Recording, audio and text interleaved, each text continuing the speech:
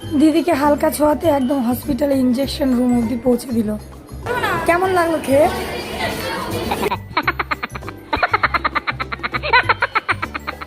আমাদের বাড়ির সকল পুচকুগুলো ছোট, তো আমার হয় দিদি সকালবেলা দেখভাল করতে গেছে, তো দিদি তো অভ্যস্ত না, ওদের নিয়ে আমি যা করার করি। বেচারি আমার দিদিটা আজকে ফেসে গেল। এটা আউটডোরের গলি, যেহেতু জেনে হসপিটালটা একদিন পুরো ঘুরিয়ে দেখাবো। তা ভ্যাকসিন কে কেমন লাগলো? অসাধারণ। হ্যালো বন্ধুরা, কেমন আছো? শুভ সকালে শুভ রকমের ভাবে শুরু হলো।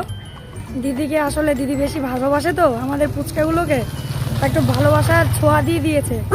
তার জন্য আমাদের যে জেএনএম হসপিটাল আছে সেখানে এসছি, এসে দিদিকে ভ্যাকসিন দিলাম। এখন দেখি দিদির অবস্থা কেমন লাগলো ভ্যাকসিন খেয়ে। কেমন লাগলো? ভালোই লাগলো। ভালো লাগলো না? 1.5 বছর পর না, 1.5 বছর আগে খেয়েছিল, এই 1.5 বছর পর আবার খেলো। তো সঙ্গে থাকো, আমি দেখাতে দেখাতে নিয়ে যাচ্ছি আমাদের জেএনএম হসপিটালটা, ঠিক আছে? এই দিকটা হলো জেএনএম হসপিটালের ব্যাক সাইড, মানে আউটডোর টু ডেলিভারি ডিপার্টমেন্ট। এখানে হচ্ছে বাচ্চাদের ডিপার্টমেন্ট, এই জায়গাটা পুরোটা মায়েদের ডিপার্টমেন্ট, ঠিক আছে? এটা হচ্ছে শিল্পাঞ্চল যে স্টেশন আছে, ওখানে নেবেই একদম পায়ে হেঁটে 1 মিনিট এই দিকটা আসতে।